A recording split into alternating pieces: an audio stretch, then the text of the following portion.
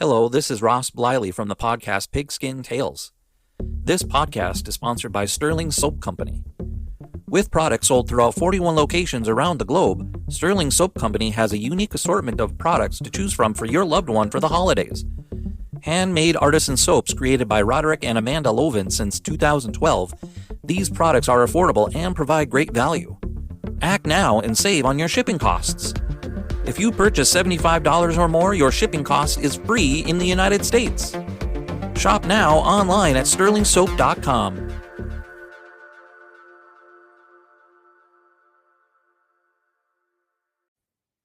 This podcast is part of the Sports History Network, your headquarters for the yesteryear of your favorite sport. You can learn more at sportshistorynetwork.com. Hello, Old Sports, and welcome to the Hello, Old Sports podcast on the Sports History Network. I am your co-host, Dan Newman. I am joined by my brother and co-host, Andrew Newman, who you will hear from in just a second.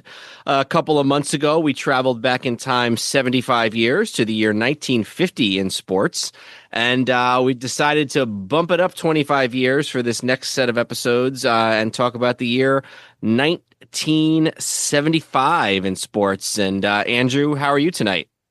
I'm good. I believe this is we did 82, and we did. I think this is the first one in like this time frame that we've done a year of. Usually we were doing 100 years ago, 75 years ago, or a couple we did 25 years ago. But I don't, or 40 for your, like, I don't think we've done anything in the 70s or 60s, did we? We have not done anything in either the 70s or the 60s. And if you give me a second here, I can pull up the list of what we've done. But yeah, most of the ones that we've done have been either sort of very, very, very old or very recently. And so we've done 1920, 1923, 1941, and then 1950, which was just, like I said, just a little bit a while ago. And then we bump up, we've done 82, 84, 86, and then 98. And so, yeah, we've done, we had a really big gap between 1941 and 1982, and now we filled it with 1950 and then 1975. And, probably more to come in future years. Yeah, well, because obviously if we're doing it 175, 50, 25 primarily, you just got to do the math and go up a year and think about what next year will be. So, yeah, it's, I like that we finally seem to have landed on the formula of these 2 years or these year ones of not only splitting them into 2 episodes, but splitting them into 2 recording sessions because it, in order to give everything the justice it deserves, I feel like it's a good idea to know what we're going to talk about on a given night so we can, study and cover just that and then come back fresh and do the other topics. Yeah, I think maybe for some of the really early ones, like the 20s, you can get away with it. But once you get sort of 50s and beyond, it's really got to be, once all of the major leagues were in existence, you really got to go, two recording sessions. Yeah, I think that's a good way to put it. So I think we're just going to do baseball tonight because the 1975 baseball season was a lot going on there. Some very famous things, especially in the postseason. And then also we're going to talk about all of the individual sports. So golf, tennis, boxing, horse racing, and then we'll wrap it up with football, basketball, and hockey in the second half of these episodes, pro and college for both of those, although we obviously lean more pro. But maybe we want to start off in a little bit of a different way and maybe turn it over to Andrew to kick us off, and we can kind of run through some of the stuff and some of the individual sports for 1975. Right. So we'll save, there's going to be quite a bit to talk about with boxing. So I feel like we should start and just kind of hit some of these other topics. It's weird because usually this is kind of in the middle and it's kind of like we've gone deep on a few different ones and now let's just do a couple of quick hitters, but we're going to start off with the quick hitters. So horse racing individual sports. Horses are an individual. Kentucky Derby was won by a horse named Foolish Pleasure, and then the Preakness was won by a horse named Mr. Derby, which was interesting. Mr. Derby actually did beat out Foolish Pleasure by just one length. So Foolish Pleasure gave a run at winning the first two legs of the Triple Crown, and then the Belmont was won by a horse named Avatar. A good 25 years before that movie would break all the box office records as the highest grossing movie of all time. But that was the 1975 in horse racing. Did Mr. Derby race in the Kentucky Derby? You know what? Let's check that real quick. I would bet, because I think back then a lot of them did, but let's check the results of the Kentucky Derby. Avatar did. Yes. Okay. Avatar came in second, the horse that ended up winning the Belmont. And Master Derby. That's Master Derby. One came in fourth. So the horses that won the other two legs of the Triple Crown came in second and fourth, respectively. And I guess the only other thing I would note is that this is probably the 70s might be the golden age of Triple Crown horses. Secretariat in 1973, Seattle Slew in 77, and Affirmed in 1978. So this is a year that is 2 years on either side of a Triple Crown win. So a Triple Crown would not have been unexpected or surprising in the year 1975. Mm-hmm. So while we're on racing, we'll go to auto racing. The Indianapolis 500, the 59th annual Indianapolis 500, was won by Bobby Unser. It was his second Indy 500 win. It was also points out here that the morning of the race, the Indy Motor Speedway was designated to the National Register of Historic Places. The race actually only ended up going 174 laps. And then because of rain, it was so Bobby Unser suddenly, I'm reading from Wikipedia here. Bobby Unser suddenly ducked into the pits for a second splash and go pit stop, topping off the tank in just 6 seconds. Unser's pit stop allowed AJ Foyt to unlap himself back into the lead lap. 1 lap later, the skies opened up and it began to pour rain. Was lap 174, and Bobby Unser was leading with Johnny Rutherford about a half lap behind in second. The track became flooded, and many of the cars began hydroplaning and spinning out of control. This is on the, I'm guessing, checkered flag even. Visibility dropped to near zero. Heavy rain made it difficult for the drivers to see.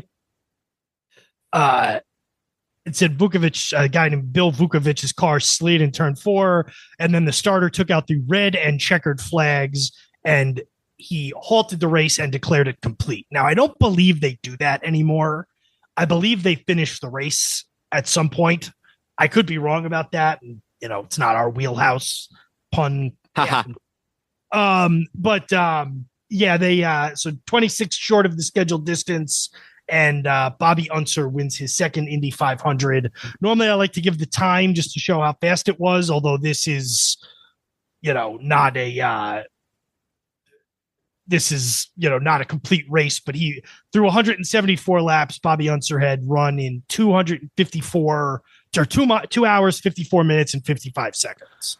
And I didn't research this as closely as I might have, but if you look at the results table, you really get the impression that only 3 cars finished the race. Now, maybe that was because it was finished early and under a caution, or however it was sort of determined, but from what I can see, it looks like only 3 cars seem to be listed as finishing the race in 75.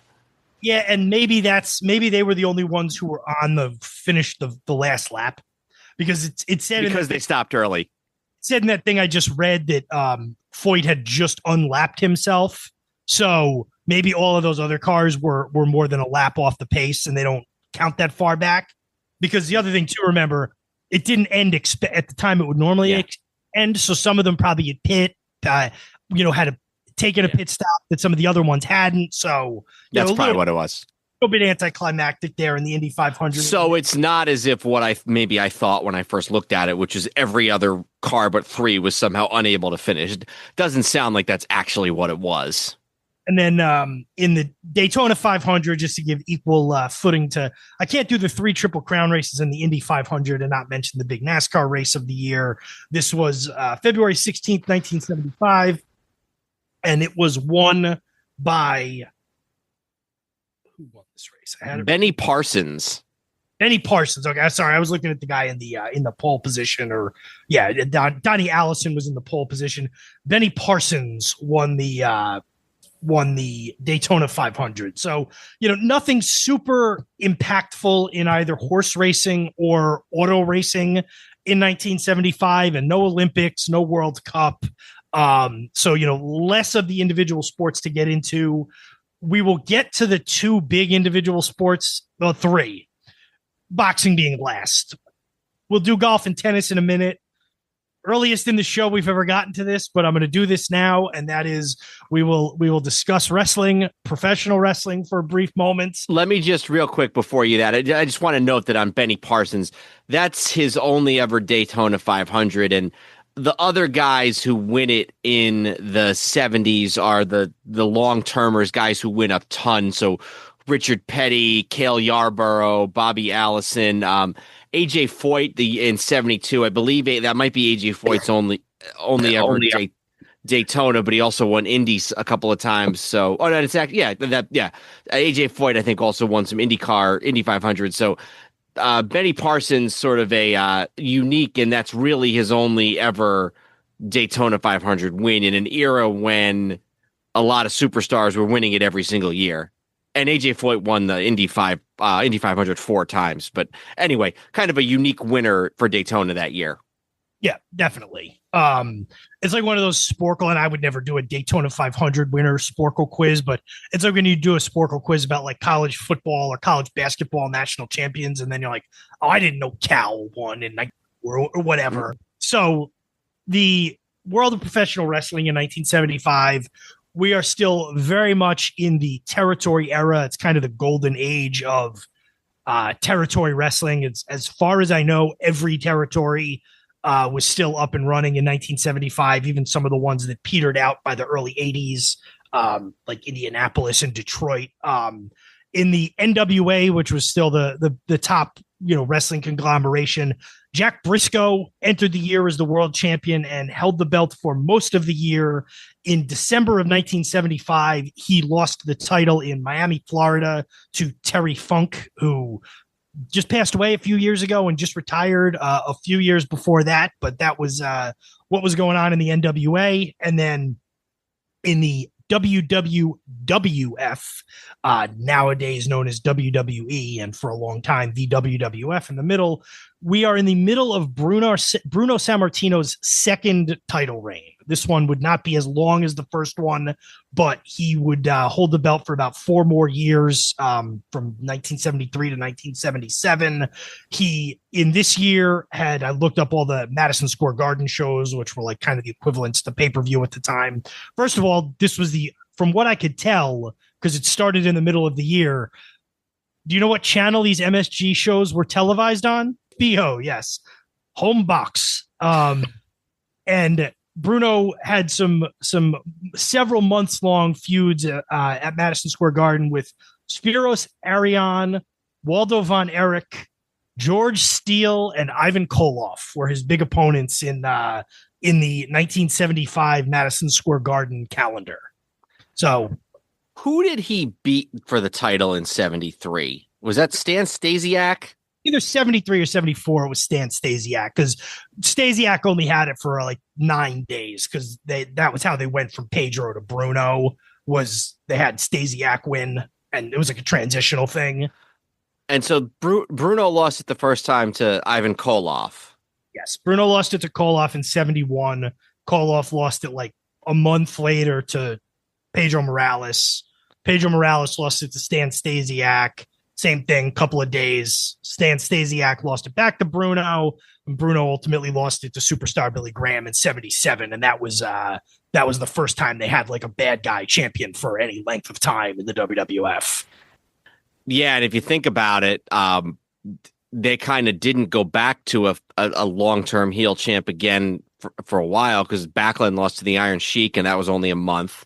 And then Hogan had his whole thing with the vacated title. And then Savage was a heel when he lost, but he wrestled as champion as a face, a good guy for the whole year. So you really didn't have a long-term heel champion in WWF for Flair, I guess. I mean, Flair was for several months, but yeah. Lots, and it's very much not here nor there, both topic wise or year wise, but there's a lot of interesting stuff about Billy Graham's reign and how before they even gave him the belt, they told him when he was going to lose it.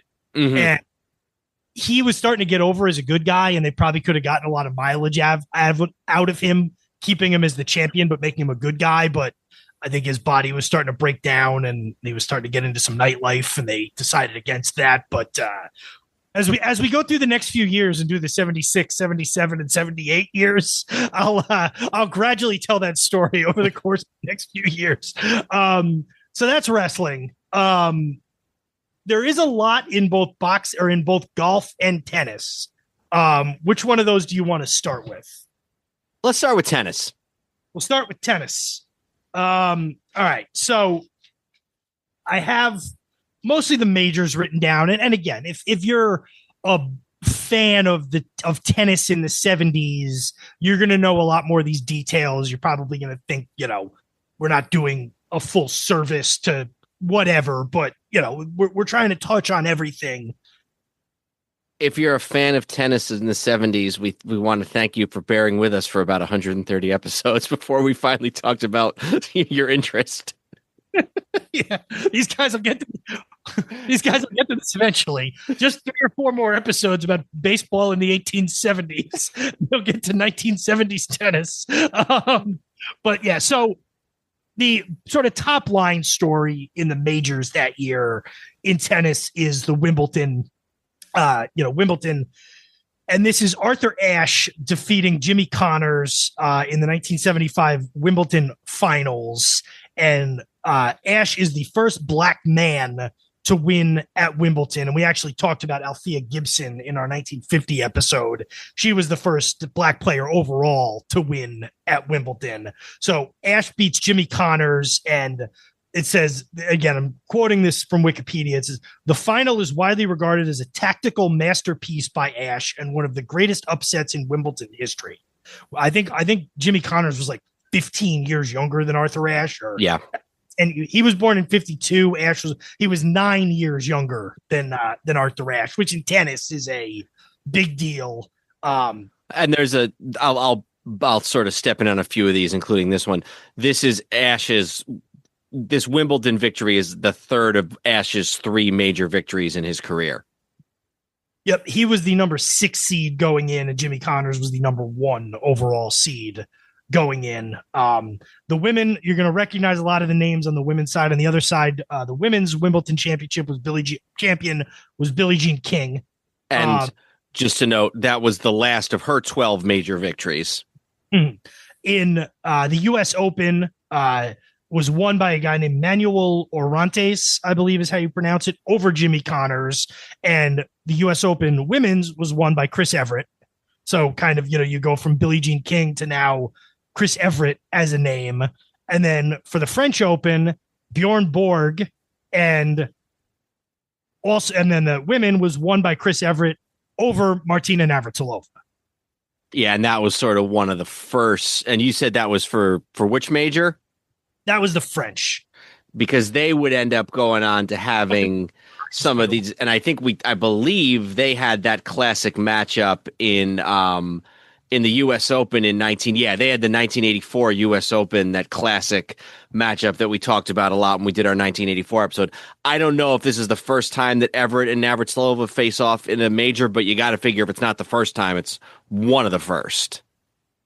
Yeah, so, I think the top line story from the tennis is, I think if you search top stories, and I mean, Wimbledon is always going to have the inside track, but, everything I've seen here is the Arthur Ashe victory, and it was a guy who, Ashe had been a top player for years and won 2 majors already, or 2, I guess they call them Grand Slams in tennis, had won 2 of the major, 4 events, but, is now playing a much younger more in his prime guy and is able to beat him sort of in like a master class kind of thing.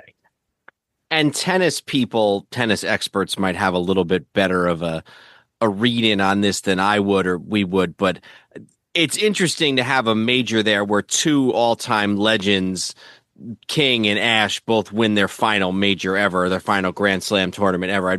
I'd be curious to go back and look if there's one that would come close to that as far as the star power, the historical importance, both kind of civil rights icons in their own way, right? Arthur Ashe and Billie Jean King, both winning their final Grand Slam tournament ever at that Wimbledon in 75. And as we're recording this, the U.S. Open is going on, so you hear a lot about Arthur Ashe Stadium, because that's the U.S. Open. You know, the main court is named after him, and Arthur Ashe is kind of got the thing where like what he's synonymous with nowadays is the U.S. Open, court being named after him, the stadium, and then, his important work with civil rights and with AIDS. And then, even when Jim Valvano gave that speech at the ESPYs, he was accepting the Arthur Ashe Courage Award. So it's kind of nice to have a story about Arthur Ashe as being the world-class tennis player that got him, that made him a household name in the first place. So it's just nice to touch on that. And then did you have anything else in tennis? I had one thing I wanted to mention. I did not. Go ahead. This was the mid-'70s was a time when World Team Tennis was in existence, which was a team. And I, again, do not know a lot about this other than that some of the real big players, including, Billie Jean King, Arthur Ashe, Navratilova, a lot of the big players were involved in this somehow. It's something that lasted for 3 or 4 years, and it's funny. I'm looking at the list of teams that were involved in this, and there was the Pennsylvania Keystones, and it says in parentheses never played. And then they were succeeded eventually by the Anaheim Oranges. So this team went from Pennsylvania Keystones to somebody else to the Anaheim Oranges. Do you follow me so far? Yes. In between the somebody else that they were, the Soviet national team. I don't know. And then go ahead. I'm sorry. Go ahead. The only other thing that, and this is actually what made me think to look this up just now. It's also the first professional sports experience for 2 of the most successful sports owners of our lifetimes, those being Jerry Buss and Bob Kraft. And the New York team that played from 1974 to 1976 was known as the New York Sets. There was also a Cleveland Nets, by the way. But all from 1962 to 1969, you had the Mets, Jets, and Nets all come into being. So 6-7 years later, to have a team called the Sets, it fits. And by the way, Nets is bad enough. Well, there already was a Nets, so they couldn't be the Nets in New York. Golden Gate Otters is a pretty cool name, even though they never played. Who else do we have here? The Los Angeles Strings. Hard to believe that didn't catch the world on fire. Soviet national team, the Anaheim Oranges, Phoenix, the Baltimore Banners, the San Diego Friars, the San Diego Swingers. Interesting. Yeah. So no, the World Team Tennis was not on my radar. So I appreciate you. Making that known to me. All right. We can move on, I think. All right. So let's talk about golf. And to be honest, there's a lot that happened in golf as I'm looking at this. A lot of these majors went to playoffs or were decided right at the end. So the 1975 Masters. Well, first of all, let's start with the most important thing that happened not in a Masters. At the Western Open, I believe it was in Oak Brook, Illinois on June 27th, Lee Trevino was struck by lightning. Oh, is that when this happened? Yeah. I'm reading from a New York Times article. It says lightning hits 3 at Oak Brook. Lee Trevino and two other golfers were struck by a lightning bolt and hospitalized today during the second round of the $200,000 Western Open golf tournament. Trevino, who was burned on his back, Jerry Hurd and Bobby Nichols all were admitted to an overnight stay. Hurd was burned on his upper right leg and Nichols on the head. Burns were described as minor. So, guy gets struck by lightning. He rolled over a couple of times. I thought he was kidding at first. Then yelled, "I've been hit," said Miss Ann Grassel, an eyewitness from Libertyville, Illinois. So, a serious thing. Thank God everybody was okay. But I was like reading through the list of all the tournaments from that year. And, it like notated where it was a major or somebody's first win. And then it said Trevino struck by lightning. Jeez. So I figured I would mention that. On the Masters, you had the 1975 Masters was won by Jack Nicklaus. It was his fifth Masters, 13th major overall. He won by one stroke over Johnny Miller and Tom Weiskopf. It also says Lee Elder was the first African-American to compete at the tournament, missed the cut, but was the first, and that was a long simmering, problem with the Masters that they fought kicking and screaming. Lee Elder, who we covered on an in memoriam a few years back when he passed away. So just to go to the final round, Nicklaus is 3 under, shoots 3 under for the fourth round. Going into the 72nd hole, both guys were a stroke behind Nicklaus. Nicklaus misses his birdie attempt. So the other two guys, Miller and Weiskopf, have a chance to tie him. Miller has a 18-foot putt that he misses. Weiskopf misses an 8-foot putt, and then Nicklaus taps it in for the par and ends up edging the two of them out by 1 stroke each to win the $40,000 pot for winning. And I think you mentioned this is he's the first guy ever to win 5 Masters, and he knocks in a 40-foot putt for an unlikely birdie on 16, so a couple holes before the end, and that's what drives him to his fifth Masters victory. So we'll go kind of chronologically here when it comes to the golf. So then you go from the Masters to the U.S. Open in June. This was in Medina, Illinois, suburb of Chicago. This one goes to an 18-hole playoff between Lou Graham and John Mahaffey. And just like today, the U.S. Open goes to an 18-hole playoff if there's more than if there's a tie for the lead. So in the 18th, second round leader Tom Watson. I'm trying to see what happened in the 18th. Graham went to the 18th with a 1-stroke lead. He hits the bunker, gets it to 1 over. Mahaffey saves par. They both end up going to this 18-hole playoff the next day, June 23rd, 1975. Graham birdies the 4th and 5th holes to take a 2-stroke lead and is able to sort of comfortably play from there and ultimately ends up with a 2-stroke win. So not an incredibly dramatic playoff. I mean, it wasn't a 7-stroke, 8-stroke difference, but there was no like 18th hole heroics or anything like that, as Lou Graham wins. I believe this was his only major win. Yeah, his other best finishes were 6th place finishes in majors. So he wins the 1975 U.S. Open. And then as we go from there, in the British Open, there is also a playoff. And this is another 18-hole playoff, which I think shortly after this they abandoned. Tom Watson wins it in 1 stroke over Jack Newton, and this is Tom Watson's first major championship. And then did you mention that Nicklaus also won? Nicklaus won another one in addition to the Masters, right? So I believe this British Open, they all just kept talking about how horrible they played.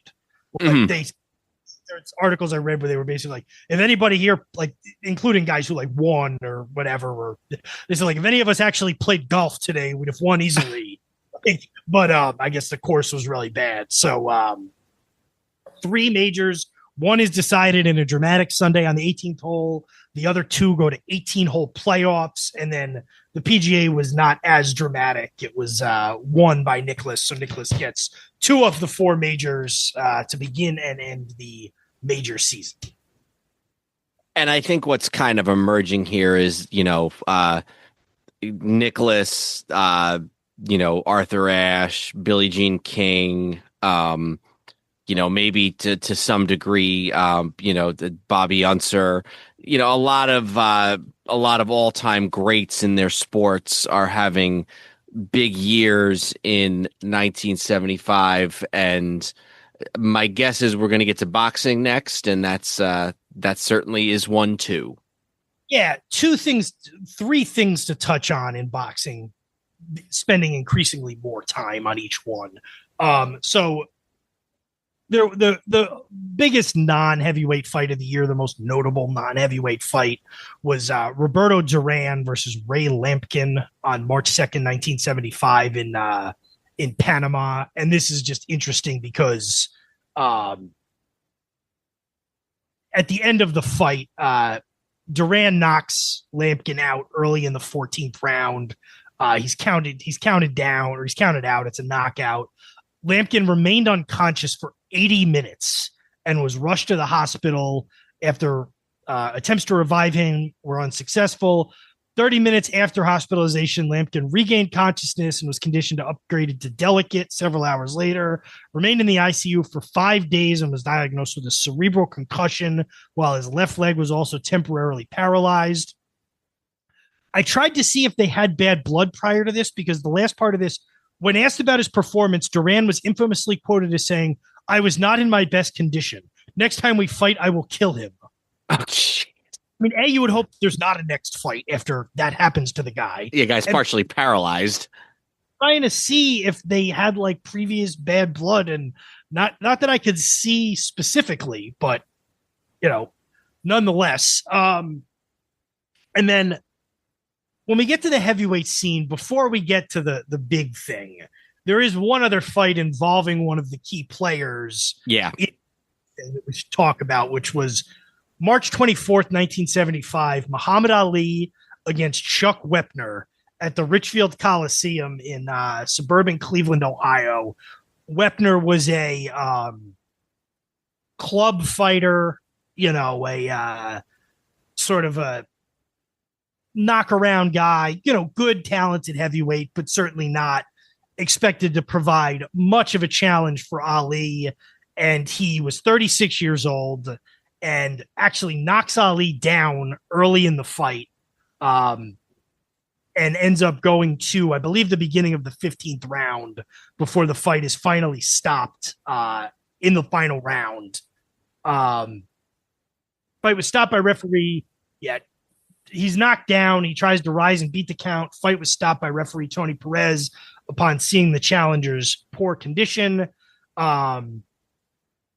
Ali never really conceded that the knockdown was clean. He said Wepner was dirty and fought like a woman. The significance of this fight. Let me just real quick on the knockdown. I was just about to get that, and I did not watch the video, but apparently the video backs Ali up on this. But Ali always claims that rather than knocking him down with a punch, Wepner actually stepped on his foot and kind of pushed him over. And I guess the video kind of bears that out. I didn't get a chance to watch it, but I think that experts and those who've looked at the video tend to agree with Ali that to consider it a knockdown is a little generous to Chuck Wepner. So, again, and this isn't the only reason, and this isn't the only motivation, but this fight has become forever inextricably tied to a guy who was watching that fight, which was Sylvester Stallone, who borrowed the inspiration, if not the details, of some of the things in the fight and some of the aesthetic into his screenplay for a movie that would come out the following year called Rocky. Apollo Creed is in a lot of ways a de-radicalized and depoliticized Muhammad Ali, and Wepner and Rocky probably. I think Chuck Wepner was probably a more accomplished boxer than Rocky Balboa was supposed to be at the beginning of Rocky 1, considering he wins his first fight by headbutt. Puerto Rico tries to headbutt him, and then he just punches him on the ground. But it's forever sort of linked to the Rocky films, and Chuck Wepner, I think, has had a little bit of a cottage industry later in life as sort of the real Rocky, and gotten some notoriety he probably wouldn't have had otherwise. So, although he did sue Stallone in like 2003, which, I mean, that had to be a money grab if you think about it. I mean, the movie had been out for 27 years. They'd done, 4 sequels, like video games and everything else. Like, he suddenly realized in 2003 that he was the inspiration for Rocky and needed to get paid. Sorry, I know I'm on a little bit of a rant here, but I hate it when guys do that, especially like 30 years later. It's like some lawyer gets in their ear and is like, you really got a lawsuit here. So anyway. I really think Stallone probably, I mean, the big thing, Stallone had been in a few things, but he was a, wet behind the ears person to being a big Hollywood star, and did a lot of interviews and probably said something that wasn't advisable in terms of that fight being the inspiration for him writing this movie that turned into a franchise that turned into millions and millions of dollars. Think about the residuals those guys must still get from how often Rocky's on TV. So I think, you're right. After the fame of after he had lived off of it for 20 or 30 years, then somebody probably got into him and said, you really should own 10% of that movie or something. And, but I understand your point. I agree with you. So. And now I think we're on to the big one. So now we are going to move. And by the way, Muhammad Ali fought a bunch of times in 1975. Let me pull this. I thought I saw only 3, but maybe I missed one. I think it's 4. And again, you wonder if he needed the money. You know what I mean? Because he'd been out of boxing for so long with the Vietnam thing. And I know he'd been back in a few years, but yeah, so he had, where am I? He beat Foreman in Zaire in October of 74. He fought Wepner in March of 75. He fought Ron Lyle in May of 75. He fought Joe Bugner on July 1st of 75. So he fought in late March, mid-May, and early July. So in 3.5 months, more like 3 months, he fought 3 times. And then that leads us to October 1st, 1975. Can I just say something real quick about Ali's fights? Because it's a very transitional period in boxing. And we talked about this, it's almost 5 years ago now, when we did one of our very first episodes about the history of the World Heavyweight Boxing Championship, and how by the 80s, 90s, guys were fighting in increasingly more exotic and foreign locales. Because even like when Douglas beat Tyson, that was in Japan, wasn't it? Tokyo, I want to say. And but you can tell Ali's kind of in between here, because he's got the second Frazier fight is at MSG, then he's in Zaire, then for the Wepner fight he's at the Richfield Coliseum in Cleveland, then Vegas, then Malaysia, then the Philippines, Puerto Rico, and then in early 76 he's at the Capitol Center in Landover, Maryland, which is just this like old rundown basketball and hockey arena. So it was a very sort of transitional period for boxing, when you had some heavyweight title fights at suburban basketball arenas and others in the middle of Africa. Very, very sort of different transitional time there. I mean, this one being in the Philippines was not without its share of controversy. Yeah. I'm going to say right now, there's a great documentary that was probably on HBO about 15 years ago. I think it's just called Thrilla in Manila. It's not the typical like Liev Schreiber narrated, or actually he might narrate it. But it's not the typical like HBO Sports talking heads. It's very good. It's told, there was a big controversy and they got a lot of heat because they dared to tell it from a perspective other than one that was entirely entirely enthralled by Muhammad Ali, shall we say, is really told more from Joe Frazier's perspective. But, it's told in it tells you a lot of, this fight being in the Philippines was a big deal. With Ferdinand and Imelda Marcos, the leaders of the Philippines at the time, and, being sort of, the modern equivalent, or to some people it's seen as sort of the modern equivalent of like how Saudi Arabia does the sports washing now, where they have these big events in Saudi Arabia and pay all kinds of people money for like PR for the country. There was some of that went into this, and there was a lot of controversy about, whether they were allowing this regime to be sort of legitimized by having this big boxing thing here. We'll kind of put that to the side, other than to say this fight was held in the Philippines in a building that was very, very hot. And in order to accommodate a worldwide TV audience, the fight was held at 10 o'clock in the morning, which actually made it even hotter than it would have been in the afternoon, because the moisture was still in the air. It's like one of those hot summer days where you wake up and the heat of the day combines with the humidity of the night before. Yeah, and it's like a tin roofed building. It was the nicest arena in the Philippines, but it was not up to the standards of even, the Capitol Center, like you said. So they had fought twice, and we won't go, super into this. They had fought in 1971 after Ali's exile from boxing for refusing service in Vietnam. They fought at Madison Square Garden. Frazier wins. Frazier defends his heavyweight championship that Ali never really lost. He was stripped of it. Rematch is made in 1974. You really don't hear too much about this one. Neither man was a champion. Frazier had lost to George Foreman. The rematch is at the Garden. Ali wins by decision. It's really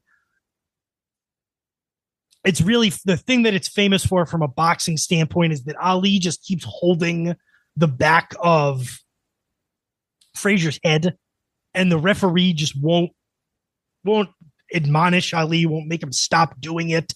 I think they counted, and he did it like 138 times in the fight or something like that. Was the referee just reluctant to step in? Yeah, so Ali stuck Frazier with a hard right. Referee Tony Perez stepped between the fighters. Oh, so here we go. So in that fight, Ali had got Frazier with a hard right hand in the second round. The referee stood in between them like the round was over, even though there was 25 seconds left. And then Ali illegally holding and pulling down his opponent's neck in the clinches, which helped Ali to smother Frazier, because Frazier was trying to get distance so he could hit that hook. Frazier's best punch, one of the best punches a boxer has ever had. Which this all kind of went into the decision for selecting the referee for the fight in Manila being a big deal. By this point, Ali has won the title from Foreman. So for this third fight, so Ali is the champion again. Frazier was the champion going into the first one. Neither man was the champion in the second one. Now Ali is the champion. Ali is 33 years and 8 months old at this point. He's 48-2, one loss to Frazier and one loss to who had he lost to by then? Because did he lose to Ken Norton? Whatever, not important. And then Frazier's lost twice. He lost to Ali and then to Foreman. Frazier is 31 years, 8 months old. So we sort of have this mindset of these guys being like the lions in winter come Manila, that they're both at the end of their careers. And I mean, they both kind of were, and they both really should never have gotten back in the ring after Manila. But Ali's 33, Frazier's 31. And, and they're fighting this fight. Again, obviously the media hype surrounding it is insane. Ali is working overdrive with the promotion of the fight, and I'll be a Thrilla and a killer when I get the gorilla in Manila. which is where the alliteration started, and then forever the fight would be known as the Thrill in Manila. Ali's drew a little controversy pre-fight, which is hard to believe, I know, because he introduced his mistress as his wife to Ferdinand and Imelda Marcos. Yeah, I was reading about this. Angered his wife, Khalila Ali, believably. She saw this on TV and flew to Manila to confront him about it. Frazier trains in sort of the outskirts of Manila to get away from the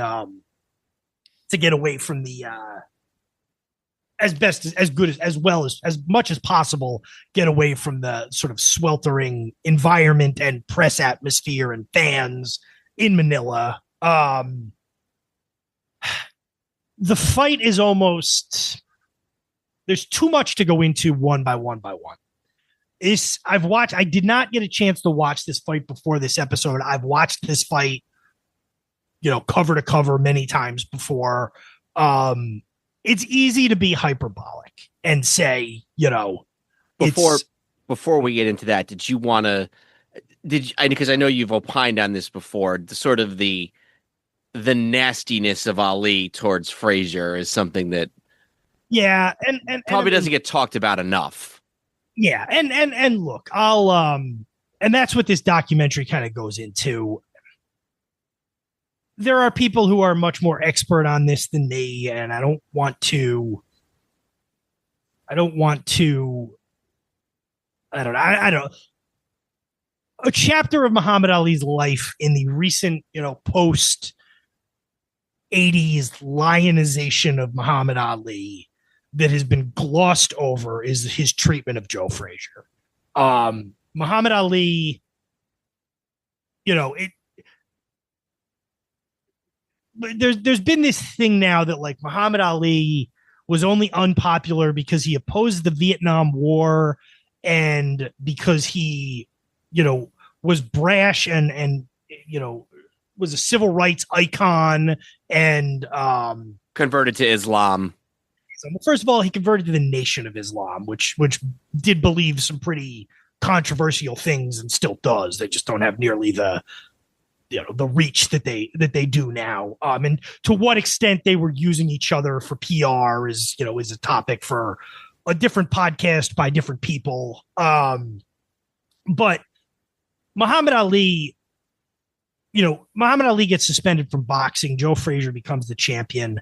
Joe Frazier, who, grew up poor in South Carolina, and I think his father was a sharecropper, and, then went to Philadelphia and, like a lot of, working class or worse black people at the time, went to the northern cities for a better, for a chance at a different life, but it's not like North Philadelphia was a utopia for Joe Frazier, and, fought his way up and became heavyweight champion. And Muhammad Ali just repeatedly, even after Joe Frazier helped Muhammad Ali with money and helped him get reinstated to boxing. Now, again, Joe Frazier was also doing that for his own purposes, which was he wanted to fight Muhammad Ali and get a big payday. For money and to prove that he was the champion. Muhammad Ali just repeatedly called Joe Frazier an Uncle Tom, to the point where it dogged Joe Frazier for the rest of his life because some of his managers were white. Angelo Dundee was with Muhammad Ali for a long time, and he was a white guy. He just would not, he would call him the white man's champion. When Frazier beat Ali, he said it was a white man's decision.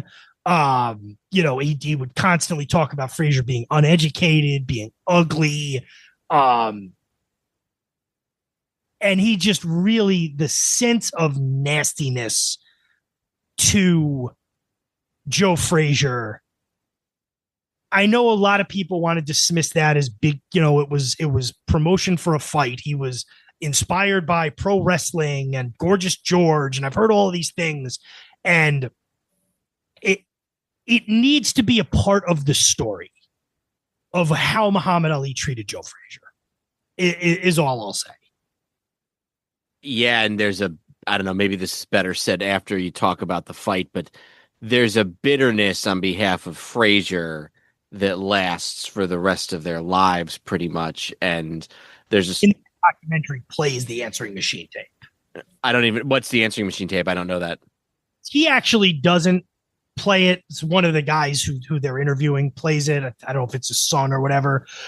Frazier was heard saying things years later, maybe even saying things basically of like, you look at me now and you look at him now, and you'll see who won those fights. That Jerry Eisenberg, who I think actually he's either still around or was still around a couple years ago. Guy was a sports writer in the New York, New Jersey area for many, many years. And I actually think that somebody on the SHN Sports History Network interviewed him 4 or 5 years ago. But anyway, it was Jerry Eisenberg who Frazier tapped him on the shoulder at a banquet that I guess they both were at and said, I know you like Ali. I know he's a friend of yours, but look at him and look at me, and that's God's justice. So in that documentary I'm talking about, I forget who it is, but says like, you ever hear his answering machine to the interviewer? And he calls Frazier and you get his answering machine and he's saying stuff about Ali, like, oh, it's fun like a butterfly. I mean, you can barely understand him, to be honest, because he's got the boxing, old boxer voice, but like he's kind of making fun of Ali, not specifically having Parkinson's, but sort of making fun of him. But so all of that, is pretext and post-text to this fight. And does it help make the fight bigger in both hindsight and at the time? Yes. But even if you know none of that and you watch this fight, I'm not going to lie. It's not, it's not an action movie. It's not Rocky versus Ivan Drago and Rocky 4 where guys are falling all over each other and, guys are getting knocked through the ropes and stuff. But for an action boxing match, it is still a very good match between two guys who are, they're fighting on the offensive. It's not like the fight in the second fight where Ali is just trying to, use a tactic basically to keep Frazier from hitting the hook. In the sixth round, at the very beginning of the sixth round, Frazier gets the left hook on Ali. Ali goes backwards, lands on the ropes, but did not actually, it seems like he was more knocked off balance than he was knocked unconscious or anything. Right after that, Frazier hits another one and Ali goes back again. He's a little more dazed this time. He finishes the round without going down. The Jerry Eisenberg in this article says they were tremendous hooks, and you have to understand normal fighters would not have continued. It would have been over. Ali reacted to Frazier's sixth round barrage by saying, They told me Joe Frazier was washed up, to which Frazier retorted, they lied. Ali had been using kind of the rope-a-dopes strategy he used against Foreman, trying to hope Frazier would punch him out, but it's clearly not working as well as he would like it to. Both guys are tiring. After the ninth round, Ali tells his trainer, tells Dundee, this is the closest I've ever been to dying. Now, remember how hot it was. These are guys who, even though they're in their early 30s, they've fought a ton. They're taking the best from each other, and they know this fight's going 15 rounds, which is a big difference back then. Frazier is starting to really swell on his face, and one of the big problems, in addition to being punched by Muhammad Ali, is that due to the heat, Frazier's corner can't keep a working ice compression. Oh, jeez. Leaking, it's watery. So, I mean, it would have been bad either way, but it's not it's not as effective as it could have been in keeping the swelling down. Frazier kind of indicates to his corner that he's starting to lose the ability to see out of his eyes. Eddie Futch is Frazier's trainer. Ali has a barrage against Frazier in the 12th round. Frazier rose from the stool to contest round 13. He could barely see. This is from Frank McGee, ringside for the Daily Mirror. The main turning point of the fight came very late. It came midway through the 13th round when one of two tremendous right-hand smashes sent the gum shield sailing out of Frazier's mouth. The sight of this man actually moving backwards seemed to inspire Ali. I swear he hit Frazier with 30 tremendous punches, each one as hard as those which knocked out George Foreman and Zaire.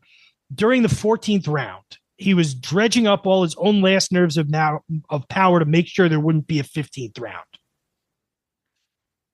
On the stool between the 14th and 15th round, and Ali has won the last few rounds of this. Ali is certainly winning the later portions of the fight. Eddie Futch, Frazier's manager or trainer, cornerman, he sees that Frazier really can't see. It one eye was going for most of the fight. Now the other eye is basically going. And despite Frazier basically, pleading with Eddie Futch not to stop the fight, he realizes he's going to send a guy out there basically blind in the 15th round of a championship fight. So he says to him, "It's all over. No one will forget what you did here today," and signaled to referee Carlos Padilla Jr. to end the bout. Ali would later claim it was closest to dying he'd ever been. Now, this part I've seen in a bunch of things. I haven't really seen anybody refute this, but it didn't come out until maybe 20 years ago. Is this Ali with the gloves? While Frazier's corner, while Futch is giving up for Frazier, throwing in the towel, so to speak, Ali is in the other corner telling Dundee to cut his gloves off, that he can't go anymore. Ali later told his biographer, Thomas Hauser, "Frazier quit just before I did. I didn't think I could fight anymore." Now, just for reference, because I've seen it misreported a few times that Frazier was either ahead or it was close on the scorecards going into the 15th round. The referee whose scorecard would have only mattered if the other two had split had it 66-60 Ali. Alfredo Quazan had it 67-62, and Larry Nadiag had it 66-62. So they all had Ali comfortably ahead. The only way Frazier could have won the fight would have been to knock Ali down in the 15th round. I've seen people sometimes say, Frazier just had to survive the 3 rounds and would have won the fight. That's not true. Ali was comfortably ahead at that point. The only thing I have is in this, I talked about this book a ton when we did our boxing episodes all those years ago. This is a book called The Boxing Kings by Paul Beston, and he basically runs through starting with John L. Sullivan all the way up through Tyson, sort of the major champions and fighters. It's a really good book. I highly recommend it. I'll put it in the show notes. The only thing he says is that the press, some of the reporters scoring at ringside had it closer than that. So maybe it would have been hard for for Frazier's corner to know just how behind he was on points when, some of the other non-official scorers had it a lot closer. So, and just to play it forward, that's really it for Frazier. He fights George Foreman again in June of 76 and loses by TKO in the 5th round, and then has a fight 5 years later against a guy named Floyd Cummings, but, which is a draw. But that basically ends Joe Frazier's, high-level boxing career.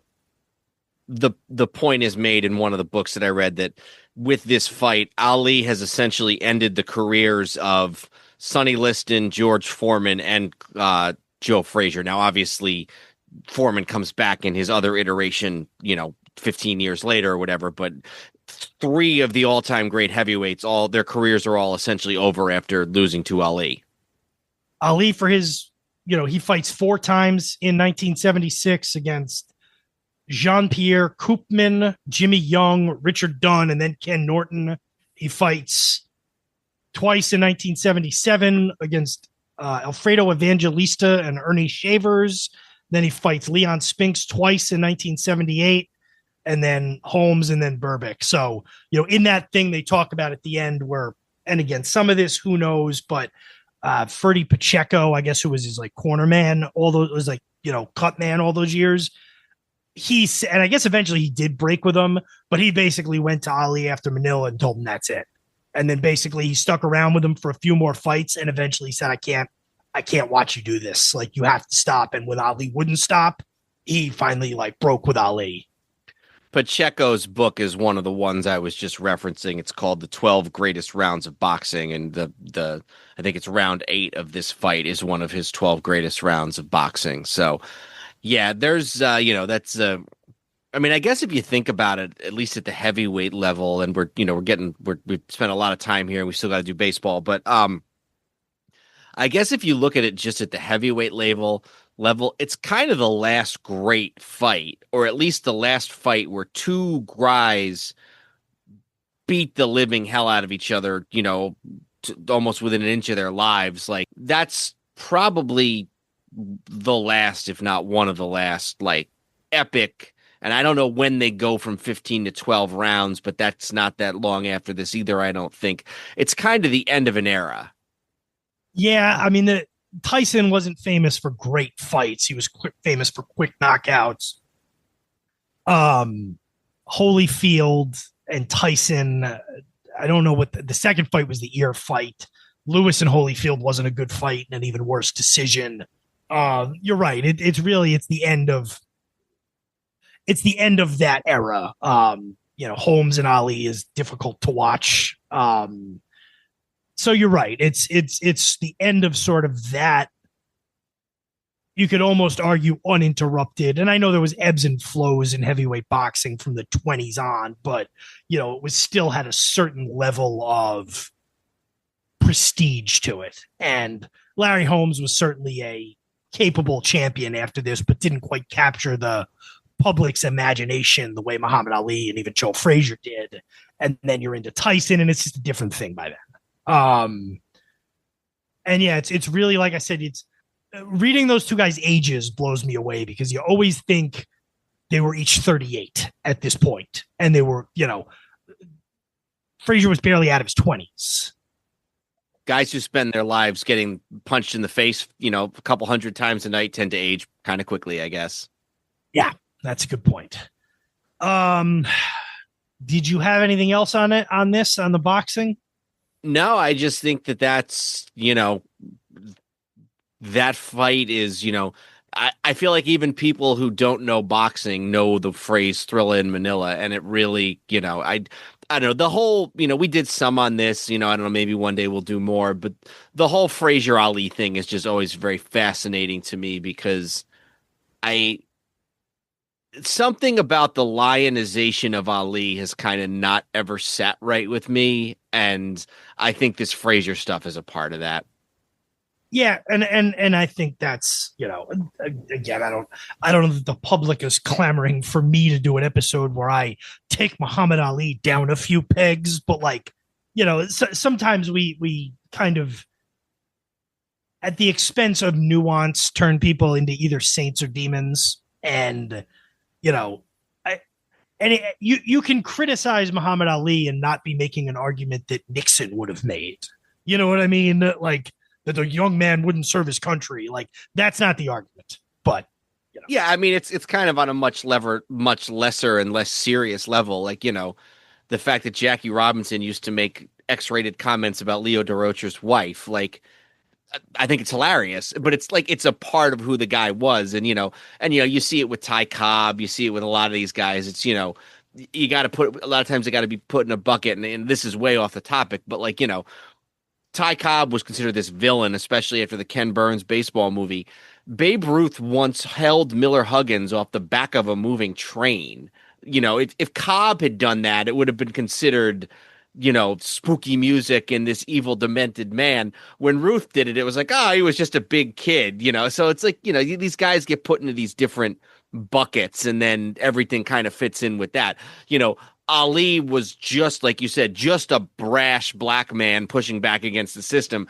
The fact that he was targeting another black man who one could probably argue had a much more hard life than he did, that kind of fits outside the box a little bit.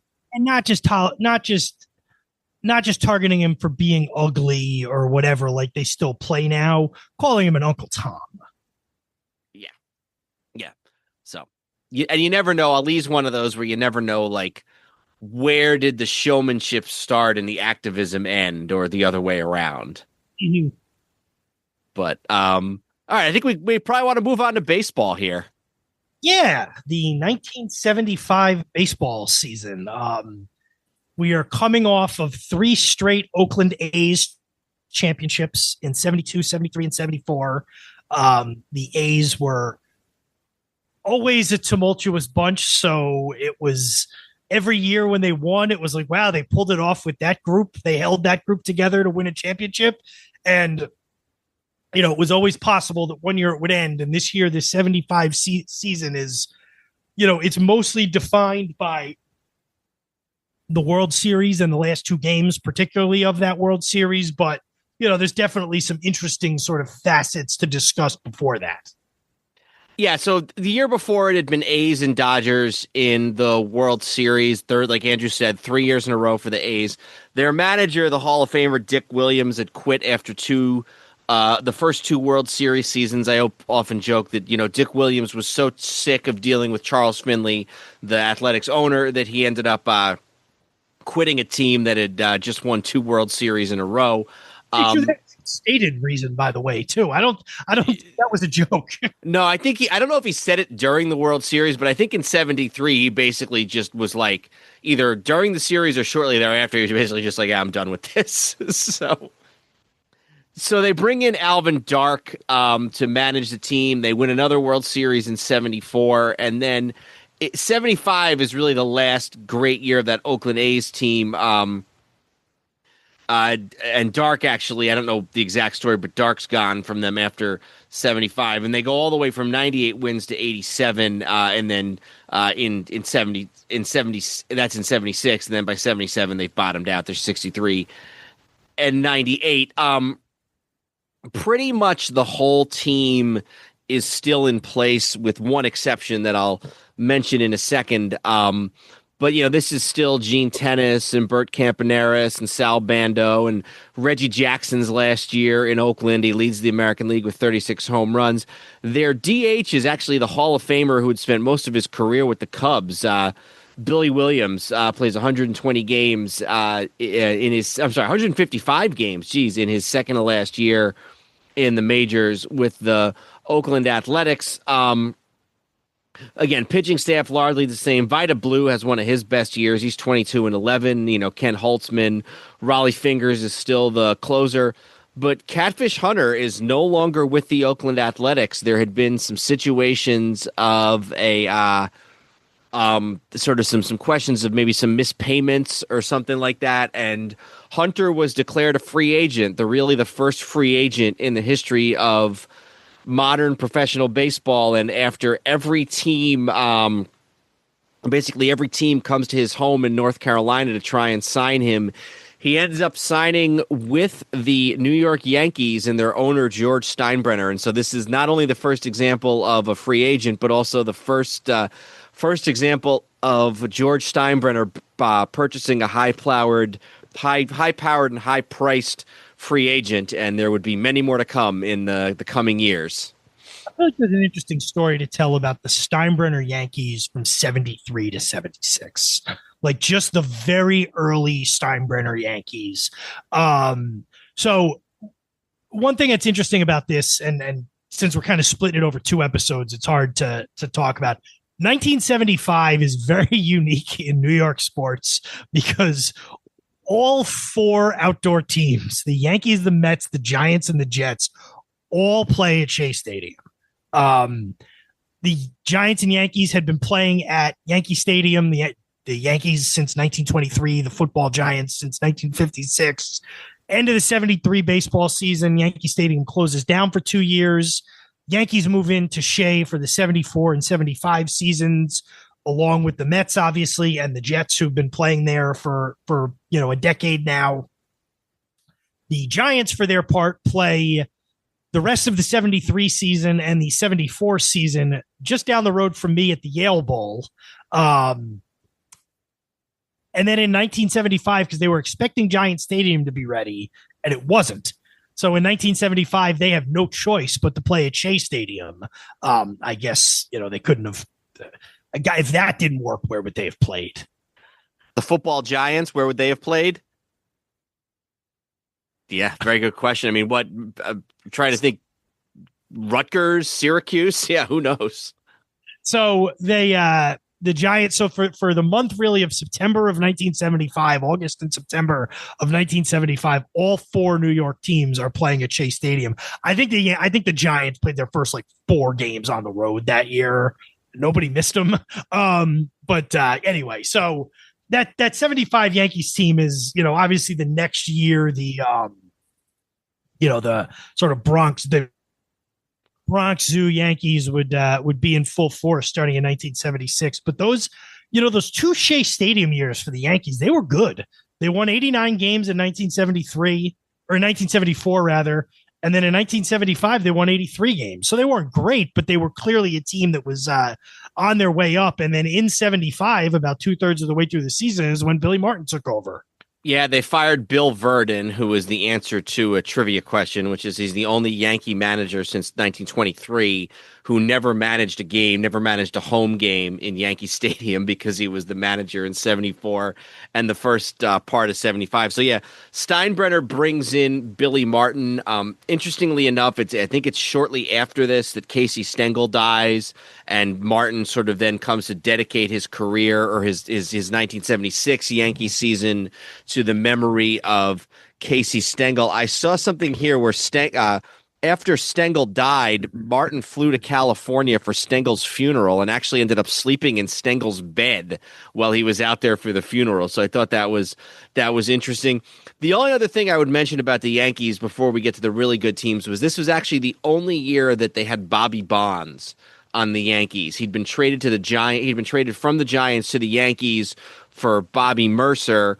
Makes an all-star team for the Yankees in 75, has a pretty good year. He's got the second highest WAR of any position player on the team, 32 homers, 85 RBIs, but then after the 75 season, he is traded to the Angels for Ed Figueroa and Mickey Rivers, which is probably a pretty good trade because both those guys end up being key players on all the pennant-winning teams of the next few years. But that's the Yankees in 75, sort of on the cusp of a new stadium with a new manager and getting ready to start reeling off pennants in World Series.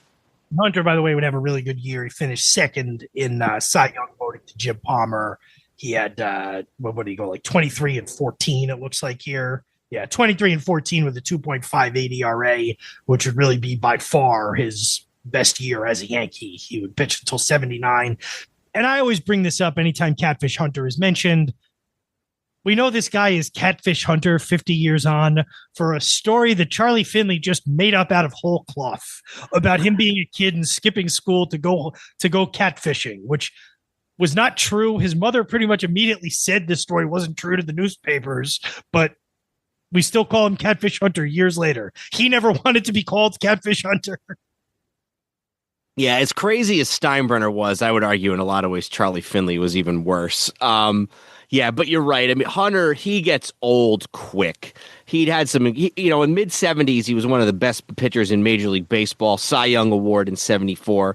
Like you said, another really good year in 75, and then he really starts to kind of tail off. 76, 77, 78. Yankees go to the World Series, and Hunter, is a part of those teams, a key part, but he's never got a WAR higher than 1.4. He's never got winning percentage more than about 530. Well, no, I guess he's a little better in 78, but never more than 17 wins. Misses games with injuries. So yeah, Hunter really only has one elite year as a Yankee, and that's that first year of 75.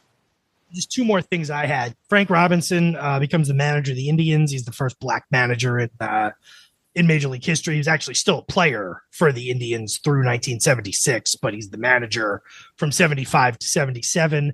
And this is also the first of 2 years of Hank Aaron on the Brewers. He was looking for a front office job with the Braves. They basically just offered him a kind of like a token, like a front office job that wouldn't have any actual responsibilities, like a PR kind of role, which ironically is what he ended up doing for Turner for 40 years, but he wasn't ready for that yet. He went back and played a couple of years with the Milwaukee Brewers in 75 and 76. And this was the first one of those years. So yeah, maybe we'll talk American League first here, and then because we already talked quite a bit about the A's, and then we'll talk a little Red Sox, and then we'll go to the National League if that works for you. So 75 is the American League East is won by the Boston Red Sox, and I'll pull up the standings here real quick. Red Sox are managed by Darryl Johnson. They're 95 and 65. They had been sort of a decent team for most of the early 70s. They had not won a division since 1967, the year of the Impossible Dream with Yastrzemski. After that, they were kind of, 86 wins, 87 wins. Dick Williams actually quits the Red Sox late in the 69 season, so another right before he goes to Oakland, he's quitting another team that he'd taken to a World Series. And then they kind of muddle along 87, 85, 85, 85, 84, and then up to 95 and 65 in 1975. Probably their best player, and they're chock full of Hall of Famers here. Carlton Fisk as the catcher. Yastrzemski at 35 is still the first baseman.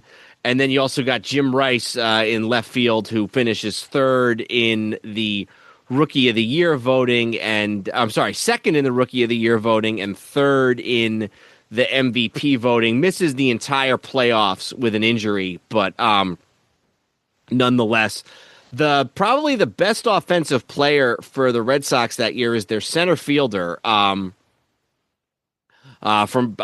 Fred Lynn, who ends up playing his whole career, other than the very end of the American League. He moves on to California and then later Baltimore and Detroit. But Lynn had been up with the Red Sox for a cup of coffee, or only 15 games in 1974. But in 75, in his true rookie season, he leads the league in runs scored, leads the league in doubles, bats .331 with 21 home runs and 105 RBIs.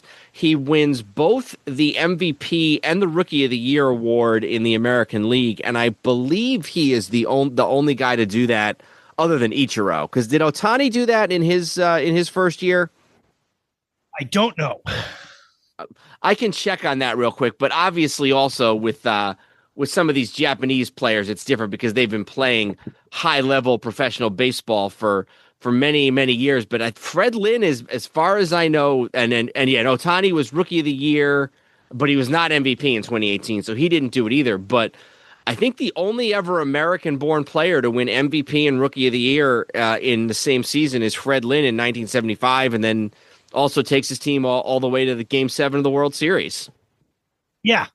So it's a it's a team where, like you said, you just kind of run down that lineup and you're like, geez, this guy and then this guy and then this guy, unique guys. And the fact that Yastrzemski's still there, like, you tend to think of those three Red Sox teams that lost in the World Series in 7 games in 67, 75, and 86. You tend to think of those as like entirely distinct teams, but Yastrzemski, who's so associated with the 67 team, also still being on the 75 team it's one of those that kind of throws you off a little bit.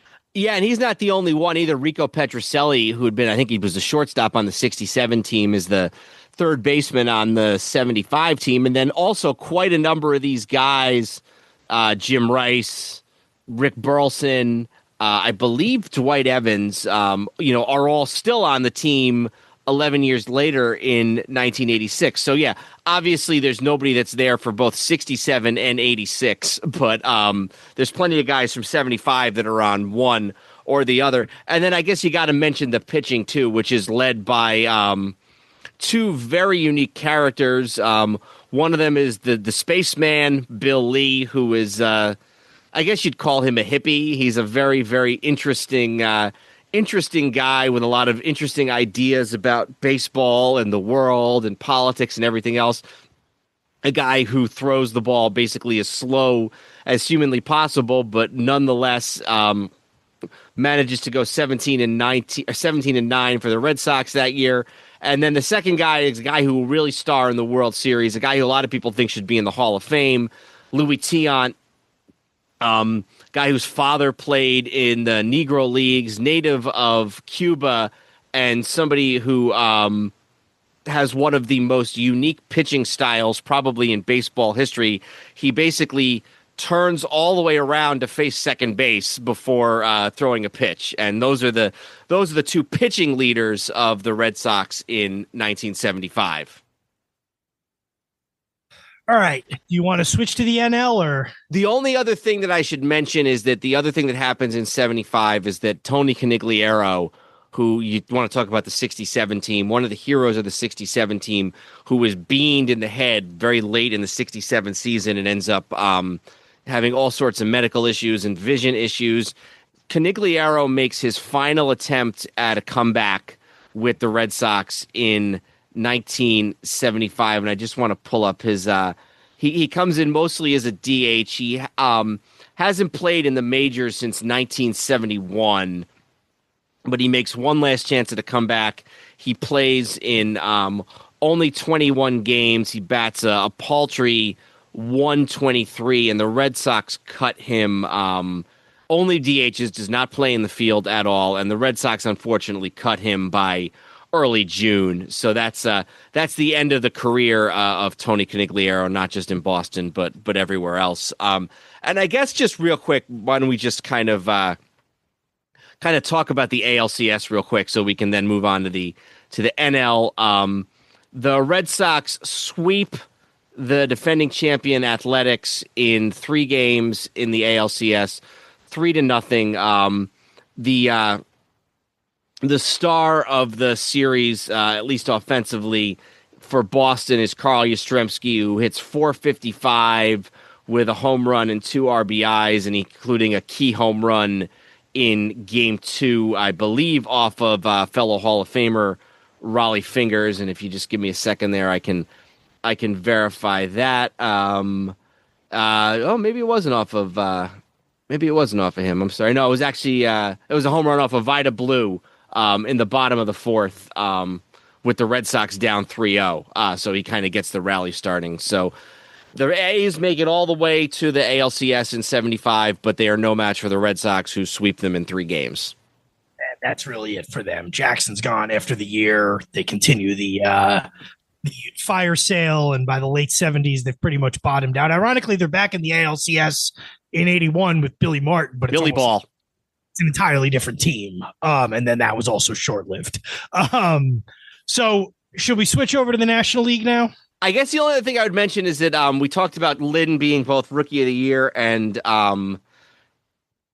MVP. We should also just mention that the Cy Young Award winner for the American League is Jim Palmer of the Baltimore Orioles. It is his it looks like this is his second Cy Young. He had won it in 73, and he would go on to win it in 76 as well. So Jim Palmer is in the midst of winning 3 Cy Youngs in 4 years, and this is the second one. So in the National League, this is the Reds. It's the Reds, it's funny because you tend to think of the Big Red Machine as like a mid-70s thing, but they did, they were in the World Series in 70, they lost to Baltimore. They were in the NLCS in 73, they lost to the Mets. They were in the World Series in 72, but this 2-year run, 75 and 76, specifically this 75 team, they're 108 and 54. It's the fully formed Reds. All of these starters play at least 130 games. Johnny Bench, Tony Perez, Joe Morgan, Dave Concepcion, Pete Rose, George Foster, Cesar Geronimo, Ken Griffey. Yeah, it's a team with very little bench. The entire starting infield, including the catcher, is an all-star. Joe Morgan is MVP. He would be MVP of both the 75 and 76 seasons. Excuse me. Both the championship seasons, Joe Morgan is the MVP. An 11.0 WAR, which has to be one of the highest for a second baseman in MLB history. I might look that up real quick. And then the other thing about this lineup is you got 4 different guys who are in the Hall of Fame, or would be, if it wasn't for Rose's suspension: Bench, Perez, Morgan, and Rose, and you got four, kind of like the Yankees this year. You got four different guys who win an MVP at some point in their career. We talked already about Morgan. Bench is a two-time MVP. Rose is a one-time MVP. Rose wins it in 73, a couple of years earlier, and then a couple of years after this, George Foster, who's not in the Hall of Fame, would go on to win the MVP in 77. So four one-time MVPs, three future Hall of Famers, plus Pete Rose. The pitching is sort of pedestrian, all things considered. They got three guys with a win of with at least with 15 wins. Nobody with more than that. But this is the big red machine with an All-Star, a Gold Glover, a Hall of Famer, an MVP, something at basically every position. Yeah, Don Gullett does finish fifth in the Cy Young. He goes 15-4 with a 2.42 ERA. But you're right. It's, everybody on this team was either three guys finished in the top five in MVP. Morgan wins it, Bench is fourth, and Rose is fifth. And then you mentioned Perez is an all-star, Concepcion's an all-star. In the outfield, Geronimo wins a Gold Glove. And they're all, by the way, the youngest of these 8 starters is Griffey at 25, and the oldest is Rose at 34. And most of them are between 26 and 31. So they're all in their prime. And I just did a quick Google here. The highest single season WAR for a second baseman is Rogers Hornsby with 12.1 in 1924. Now I'm not seeing if there's anybody between Morgan and right. Hold on, maybe here's the list. Okay, Hornsby's got a ton. Okay. Hornsby's got no, but I mean, Hornsby's only at 10. His next one's okay. This article might not be the best. Anyway, I'm not seeing much other than that one Hornsby season. I'm not seeing much higher than Joe Morgan's 11.0 in 1975. So they win their division by 20 games. That's I'm not exaggerating. They finish 108-54. The next team in the National League is the Dodgers, who are 88-74. They finish, how many games ahead of Houston are they? They finish 43 and a half games in front of Houston, who goes 64-97. So only one other team in the NL West has a winning record. But when you think about, they all had to donate a lot of wins to Cincinnati. Yeah. So, and then the NL East is won by Pittsburgh. I don't know how much you had on any of these teams in the NL East. The Phillies, the Mets, the Cardinals, all, above 500, but the Pirates do win it by 6.5 games. Yeah, the only thing I would say is that the Phillies are kind of sort of at the threshold here. They get really good in 76, and they put up, starting in 76, they're the AL East champions for a couple, or NL East champions rather, for a couple years in a row, and put up some really high win number seasons, even though they don't make it to the World Series until 80. So it's this kind of, this Pirates team. This is a couple of years after Roberto Clemente was killed. They're managed by Danny Murtaugh. I think this is around the time, I don't know the exact time, but this is around the time when they field the first ever all black and Latin starting lineup in a game. Willie Stargell at 35 is, probably their best guy. Dave Parker, who just unfortunately passed away this year, only a few months after being elected to the Hall of Fame. This is really his first full season. He'd played in 54 and 73 games the years before, but this is his first full season. Parker finishes third in the MVP voting. Pitching staff, they still got Doc Ellis at this point, famous for throwing a no-hitter when he was high on LSD. Ellis, I think actually the following years with the Yankees, I think he gets traded to the Yankees in early 76, I think, as part of the same trade. Yeah, the same trade that brings Willie Randolph to the Yankees. Ellis only lasts the one season on the Pirates, or on the Yankees rather, 76. So yeah, I don't have a lot from the Pirates from 75, other than just to note also that they get swept by the Reds. The only real close game is Game 3, which is the only game that's played in Pittsburgh.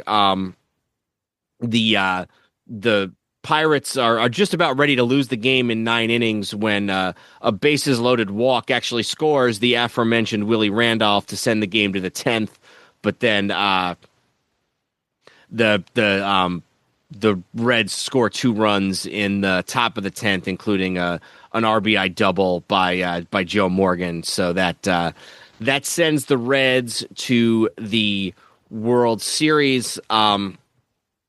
And then before we get into this epic World Series, I think the only other thing I would mention is the NL Cy Young Award winner for that year is the great Tom Seaver. It's actually his third and final Cy Young Award. In fact, one of his last great years with the Mets, the following 2 years later in 1977, he would be traded to the Reds. So you got 2 guys winning Cy Young Awards, 2 all-time greats, right-handers in Jim Palmer and Tom Seaver in 1977.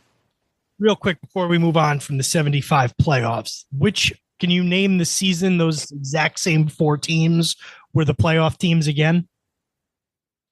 The Orioles, the Reds, the Red Sox, and the Pirates.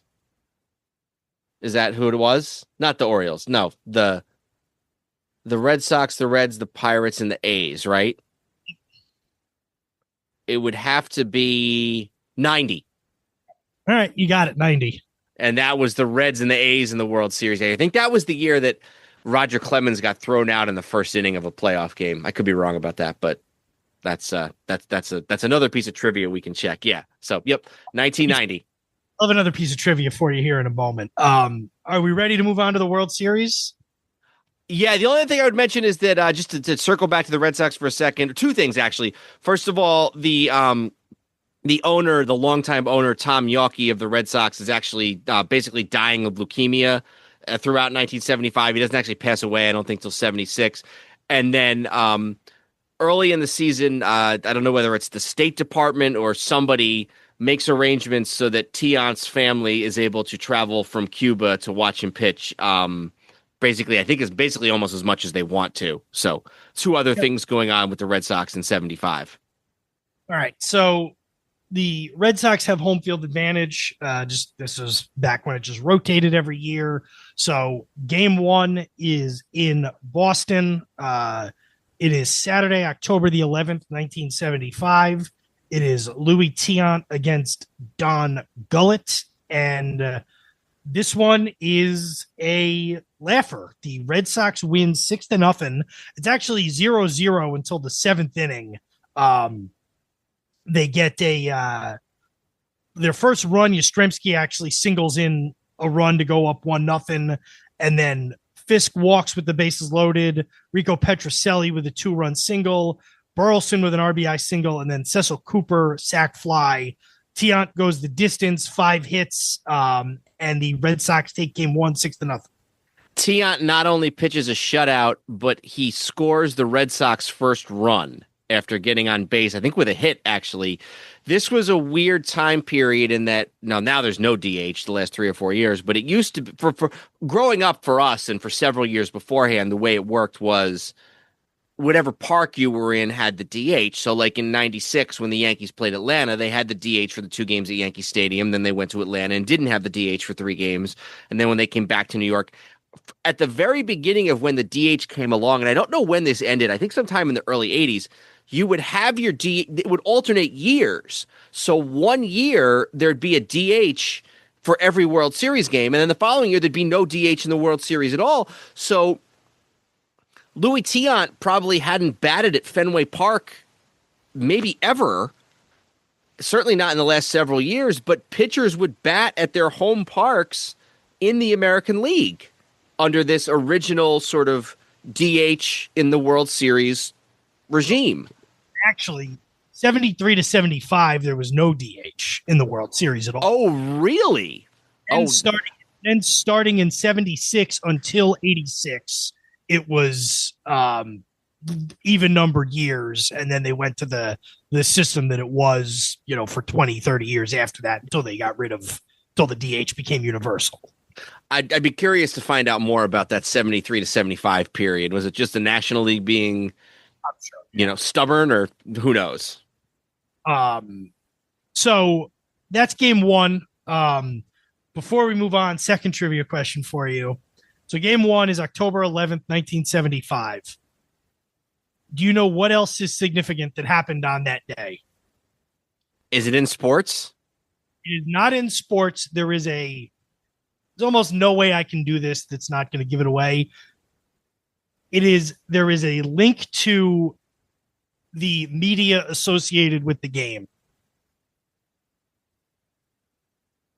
The game was on at 1:00 in the afternoon, presumably ended around 4:00. And then on that same channel, later that night, the first episode of Saturday Night Live aired on NBC. Oh, yeah, that's in October of 75. That's right, because they're celebrating their 50th year too, 50th anniversary. As we'll get to it, that was October 11th. The following Saturday would have been Game 6. Mm-hmm. Yeah, we will get to that in a few minutes. That's exactly right. So anyway, we'll get to that. I don't know if we're going to cover Game 6, but that's game one. Game two, the next day, the Reds even up the series. They win 3-2. They get 2 runs in the 9th inning on a double by, or it was a single or a double. It knocks in 2 runs, double by Ken Griffey to give the Reds the win, 3-2. It had been 2-1 Red Sox going into the top of the 9th. And then they were able to, Raleigh Eastwick retired the Red Sox in the 9th inning and even the series. And I believe, and I'm trying to find this here, I believe there was a rain issue. Yeah, just give me 1 second here. Yeah, here we go. There's a rain delay during game 2 after 8 innings. Bill Lee is pitching very well, but then when he comes out to pitch the 9th, he gives up 2 runs to the Reds. So some feel that had it not been for that rain delay, Lee would not have gotten out of his rhythm. Keep in mind, this is Boston in the second week of October, so who knows? But the Red Sox fans have thought that maybe had it not been for that rain delay, they wouldn't have been able to get to Bill Lee, and he would have closed it out in the second game. Yep.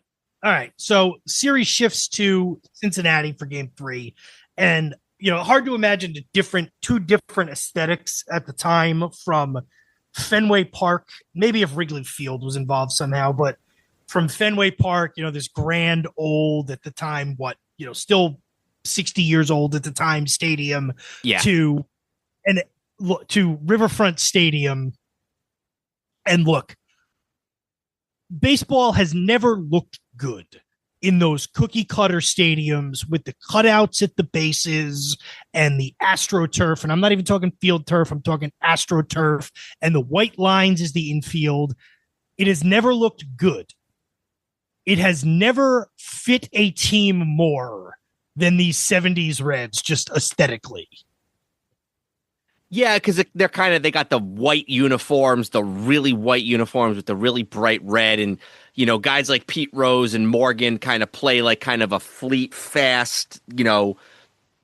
Rose was a hustle guy, but the uniforms seem to always be clean. Like it fit well with the time, the team, the era, the look, all that type of thing.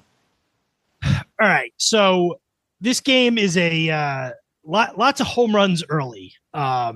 There's home runs in this game by Carlton Fisk, Bernie Carbo, Dwight Evans for Boston. Cincinnati bench Concepcion and Geronimo, all homer.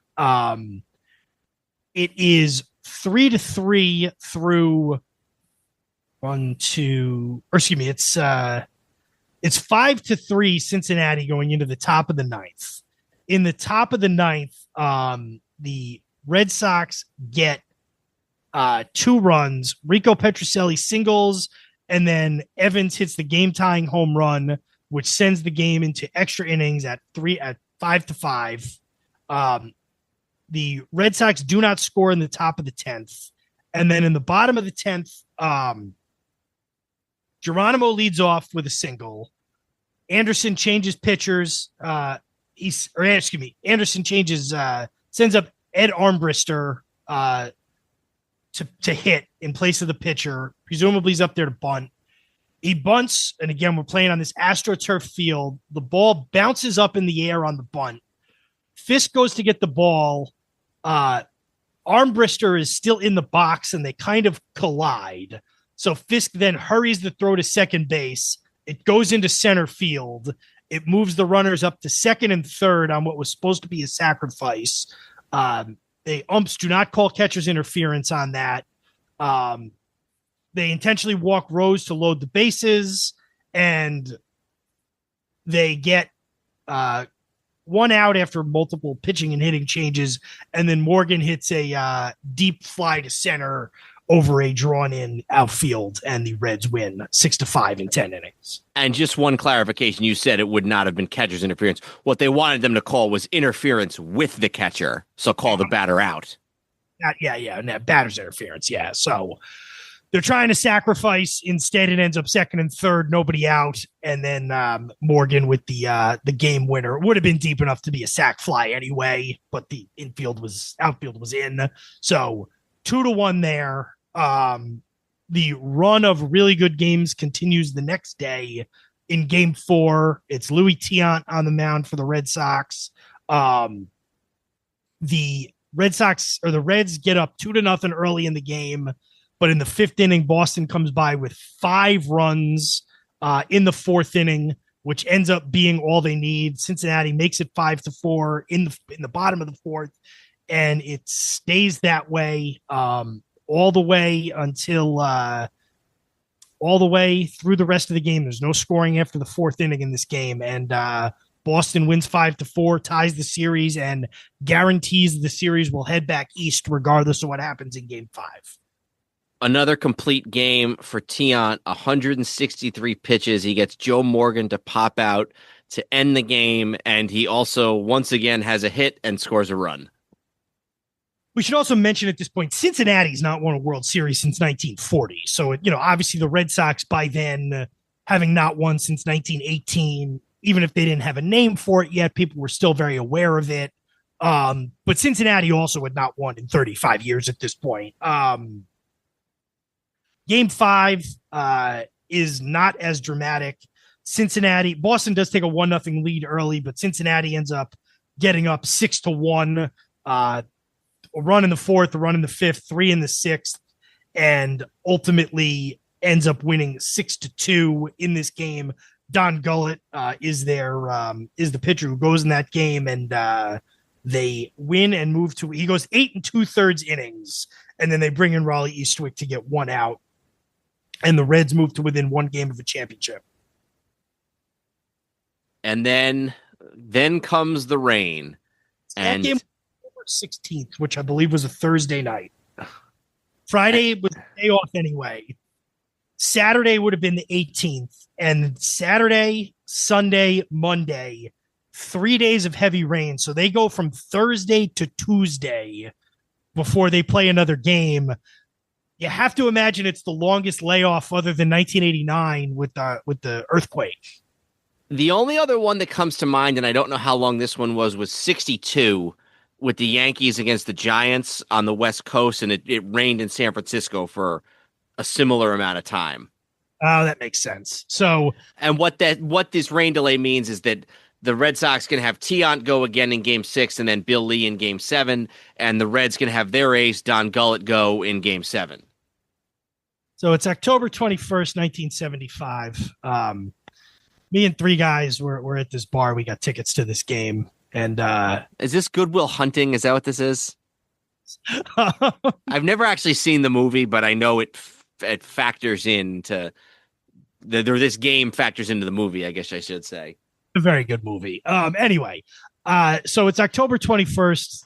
I can't think of that movie without the Family Guy line. Have you ever seen the Family Guy skit where Peter is Matt Damon's neck? Yeah, I think and he goes, "Hey Matt, is this a movie where you play another street smart Boston tough?" Yeah, I haven't seen that. So they're able to rejigger their pitching lineups. The Red Sox are now able to throw Tiant in Game 6 and have Bill Lee available for Game 7. The Reds are going to have Don Gullett available for Game 7, even though he just pitched Game 5. Red Sox score 3 runs in the first inning. So they go up 3-1. The Reds score 6 straight runs after that, not until the 5th inning, but they get 3 runs in the in the first inning. Fred Lynn hit the 3-run homer to make it 3-0. Tiant is cruising. In the 5th, they get Ken Griffey triples, scores 2 runs. Lynn just missed and hit the wall and injured his ribs. He said he was barely conscious and couldn't feel his legs. Bench singles Griffey in. The game's tied at 3. In the 7th, Foster hits a 2-run double off the wall in center field. And then Cesar Geronimo leads off in the 8th and hits a home run down the right field line. That's the end of the day for Tiant. The Reds have a 6-3 lead with just 6 outs left to record to win the World Championship. Yeah, and I guess this is kind of where you want to maybe slow it down a little bit. You have it at what, at 6-3? Is that what you said? 3 in the bottom of the 8th. We're going into the bottom of the 8th. Pedro Bourbon is pitching for Cincinnati. Pedro Bourbon pitching for Cincinnati in the bottom of the 8th. He gives up a single to Fred Lynn, the injured Fred Lynn, a walk to Petrocelli. Dwight Evans strikes out. Rick Burleson lines out, and so then they send up a pinch hitter. They send up Bernie Carbo, who had actually been with the Reds in the early 70s on, at least he was definitely on the 70 World Series team. I don't know if he was there in 72 or not, to face Raleigh Eastwick, the Reds closer, and he gets the count to 2-2, and then looks terrible on a 2-2 pitch from Eastwick, where he basically just barely misses the ball. It misses the swing. He fouls off 2 more pitches late. Basically just avoids striking out, and then he hits a 3-run home run to center field off of Eastwick, his second pinch hit home run in the series to tie the game at 6. And the name Bernie Carbo will always have a meaning in the lore and history of Boston sports. Yeah, and he's rounding the base paths. He shouts into the dugout at Pete Rose about, "Don't you wish you were that strong?" And Rose says, "This is fun," in response. Yeah, I think he says it as he's passing by Rose at third base. That's right. Not into the dugout. Yeah, into third base. I think this is also the game where at some point Rose turns to Carlton Fisk when he comes up to bat and says, "This is some hell of a game, isn't it?" So in the bottom of the 9th, the Red Sox have first and third with nobody out. They walk Fisk to load the bases. Lynn flies out in foul territory and to Foster, and Foster throws to Bench, who makes the play right before the Red Sox can score. Now, I've always wondered on a play like that, do you consider letting it drop in foul territory so the guy doesn't tag? Yeah, I don't think I've ever seen a team do that, but it's worth thinking about, right? It's deep enough, yeah. And I guess they were right not to, because they got the double play. But so then they get Petrocelli. The one thing I would note here is that the third base coach, Don Zimmer, is involved in a potential controversy here because Doyle thinks that he is hearing Zimmer say "go, go," when in fact Zimmer is saying "no, no." So there's some question about whether he actually should have been sent home on that play or not. Well, and if it was that close, I think it was. He should have sent him, probably, to be honest. In a tie game, definitely. If you're behind, probably not. But in a tie game, I would say yes. So in the 11th, Evans makes a great catch on a Joe Morgan drive to right that robs Morgan, and then he throws it all the way back to first base to get Griffey. So they get him in that's the 11th. In the top of the 12th, the The Reds are now on pitcher number 8. So, excuse me, in the top of the 12th, Boston's Rick Wise caught Geronimo looking with 2 out to end the threat. In the bottom of the inning, the Reds' 8th pitcher is in the game. Fisk leads off the inning. It's a 1-0 count, and he sends one down the left field line. And I mean, it's kind of seems almost silly to go over it, but he's sort of chopping his arms at the ball as he's hopping down the first base line, sort of wheeling the ball fair. The ball stays fair, actually smacks off the foul pole, and the Red Sox win in one of the did it hit off the foul pole, or am I thinking of the Bucky Dent one? Yeah, it did hit the foul No, it did. pole. No, yeah, Dent's does not. The Fisk one does. We talked about the 86 being the most famous baseball game of all time, Game 6. This has to at least be in the discussion as number 2, right? Oh, yeah, no, it absolutely does. It's now, I mean, maybe the fact that the Red Sox don't end up winning the series, and we'll get to that in a minute, but yeah, and it's talked about, I mean, and this is in the Ken Burns baseball documentary, but you've seen this other place too, about how this is kind of like something that brought baseball back. It was losing ground to football, which it would continue to do for the next 50 years, obviously, but this kind of really like helps the ratings and everything, and I think Game 7 is very highly rated on TV, so yeah, I mean, it's probably the best game that you can watch, that the video of still exists. Maybe that 2011 game between the Cardinals and the Rangers, where the Cardinals are down to their last strike a couple times, or I guess the 60 game with Mazeroski. But as far as games that are back and forth that the video is existing, I think it's top 1 or 2 probably. And this, by the way, is the first World Series. This is the oldest World Series where it all exists on film, at least we know of now. You can say, well, sometimes this stuff gets discovered. So, but as of this moment, it's the oldest World Series where you can watch every pitch of it. It's physically possible to do that. Real quick, just one other thing. The 12, well, 2 things actually. The 12 pitchers is a record. I don't know if it's since been broken. The 12 pitchers between the 2 teams is a record for a single World Series game. And then I would just also note that the story that I thought maybe was a little bit of BS, but that has long been I've seen it a couple places now, is that the reason that the cameraman stayed on Fisk. Have you heard this story? You like trip or something? Is that what the story is? He was distracted by a rat at his feet, and he wouldn't move the camera, which, having lived near Fenway Park for a few years at BU, I can say that probably were some rats. All right. So that moves us to the next night. Game 7, 1986, or Game 7, October 22nd, 1975. It's a Sunday night. The Red Sox are up 3-0 in this game. Can we just say the quote about the pitching matchup real quick? It's Don Gullett against Bill Lee, and I don't really know. There's this quote from that Bill Lee mentions. It's on Ken Burns that Sparky Anderson said, and the Bill Lee part of it is always what I thought was funny, and then the more I think about it, the Don Gullett thing is just absurd. Apparently, Sparky Anderson says before the game, no matter what happens tonight, my starting pitcher is going to the Hall of Fame, which...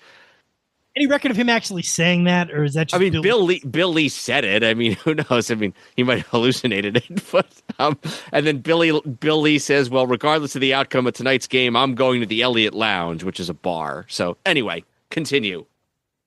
All right, so... Imagine if they won the World Series and he just went to that bar like by himself. He probably would have. The Red Sox, was this the era of the 25 cabs for 25 guys, Red Sox? That was more the 80s teams, but, not too far away. So in the bottom of the third, the Red Sox get 3 runs. Yastrzemski RBI single. Rico Petrocelli and Dwight Evans both walked to force in 2 more runs. So it's 3-0. It remains that way until the top of the 6th. Lee is, throwing a shutout through the 5th, through 5 innings. Johnny Bench hits a ground ball that looks like it's going to be an inning-ending double play. Burleson fields it, throws it to Denny Doyle. As he pivots to make the throw to first, Rose slides, forces an errant throw, keeps the inning alive, and then Tony Perez hits a ball over the green monster, makes it 3-2. In the following inning, Griffey, after walking and stealing second, scores on a 2-out single by Pete Rose to tie the game. It stays that way until the 9th inning. Griffey again leads off with a walk, over to second on a bunt, goes to third on a ground out. So his man on third with 2 outs. They walk Rose to set up a force out.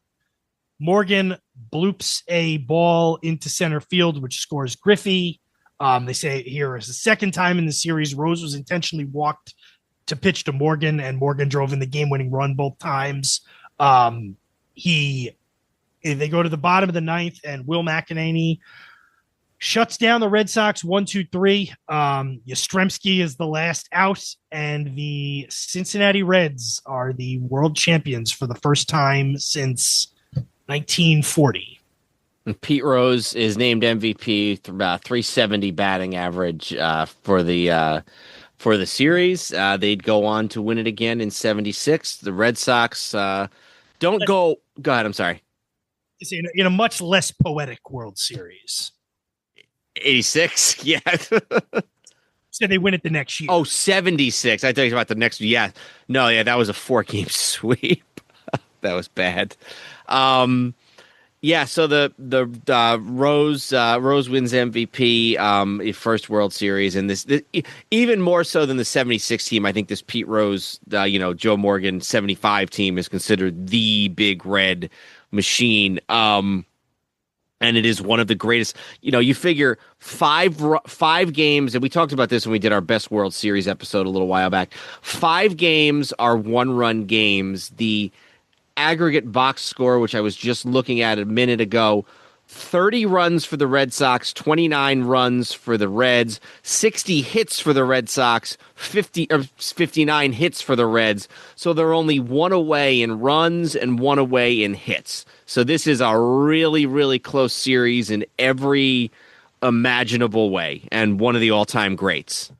Yep. Yeah, and those numbers are just, it's hard to imagine anything. You got all those great games. You got a 7-game series. You got all those great games, all those Hall of Famers. One of the, probably the one of the biggest moments in baseball history, biggest images in baseball history, one of the greatest games in World Series history. If you're gonna, just from a purely narrative standpoint, if you're going to knock half a notch off of it, you would say that the team that wins that epic Game 6 doesn't win the series. Yeah, maybe that's what makes it a little different than 86, for instance. Yeah. So, you can't. And I mean, look, trust me, I'm thoroughly uninterested in talking about the novelization of, the Red Sox these many years of struggles. But, if they win that Game 7, baseball history from a narrative standpoint is very different if the Red Sox win the World Series in 1975. Even if every other year after that plays out exactly the same, even if the ball still goes through Buckner's legs in 86 and they come back and beat the Yankees in 04, it's just a very different story if they win in 75. I was listening the other day to the Mike and the Mad Dog from the day after the Yankees lost to the Red Sox in 04. What was that? I don't know how you do that to yourself. I don't know. It's so long ago that I think it's interesting. And it's one of the few clips that's out there from that time period of them. And it's Russo talking about, the Red Sox have beaten the Yankees now, but he's like, this erases Aaron Boone. This erases Bucky Dent. This is not erasing Enos Slaughter, who is the 46 Cardinals. What was that? That was still on everybody's mind that day. Yeah. This is not a race. Joe Morgan, Tim Burton. Just kind of listing all the crazy Game 7 losses of the Red Sox. Red Sox were in 4 World Series between 1918 and 2004. They lost every single one of them in an epic Game 7. Basically, is the way to look at that. So anyway, there was one more thing I wanted to mention real quick in the baseball realm, but did you have anything else to add, either on the series or anything else? No, not really. So I want to talk real quick about the Seitz decision, which happens in December of 1975. This is the decision that makes the basically ushers in the era of free agency in Major League Baseball. The 2 pitchers, Andy Messersmith and Dave McNally, basically play a year on their teams without contracts. What's interesting, actually, is that I didn't know this until today when I was looking this up. Messersmith would play in the league for a couple more years.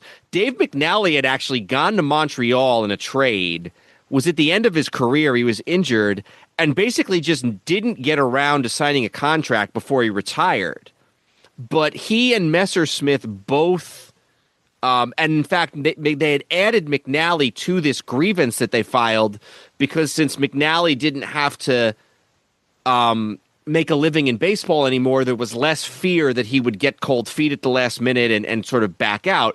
And so this case of whether or not these 2 guys should be free agents, challenging the reserve clause, it goes to a 3-man arbitration team in late 1975. And I always thought this was interesting because the arbitration team was Marvin Miller, who was the president of the Players Association, a guy representing the owners, and then this third guy, Peter Seitz.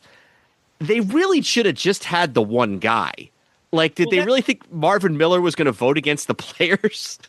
That reminds me of when they had that Olympic thing, and it would existed in everything, but specifically the 1972 gold medal basketball thing.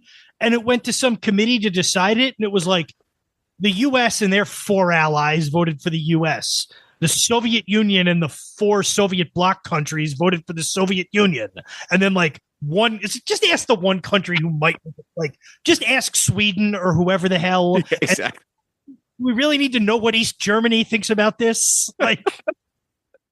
So that's always been my thought. I was like, really? They had an arbitration panel where the president of the Players Union was on it? Again, why not just have the one guy? Peter Seitz decides in favor of the players, killing the reserve clause and ushering in the era of modern day free agency in Major League Baseball. And so that is the very tail end of the year 1975. After one of the greatest World Series in history, a new era has been ushered in Major League Baseball. Peter Seitz sort of thing would be short-lived, because in 1975 he killed the reserve clause, and obviously the players became we're very grateful for that. But then the next year sort of power hungry and tried to kill the Santa Claus, and that did not go over as well.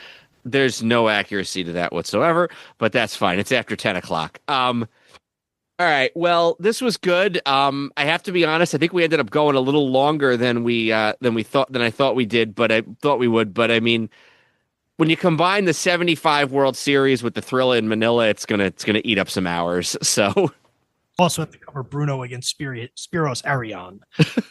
Next time we'll do some football, lots of football right in the middle of the Steelers dynasty. We'll do some basketball and some hockey, and looking forward to talking to you all with that in a few weeks. But until next time, I'm Dan Newman. I'm Andrew Newman. Goodbye, old sports. This podcast is part of the Sports History Network, your headquarters for the yesteryear of your favorite sport. You can learn more at sportshistorynetwork.com.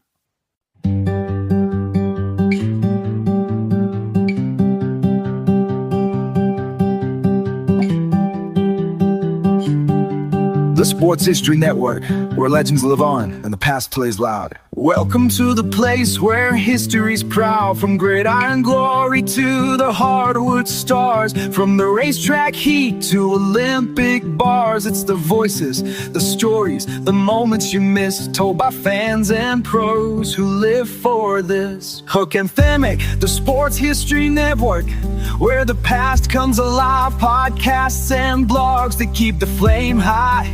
From Babe to Brady, Alley to the Dome. If it's history and sports, then this is the home. SportsHistoryNetwork.com, the headquarters of sports yesteryear.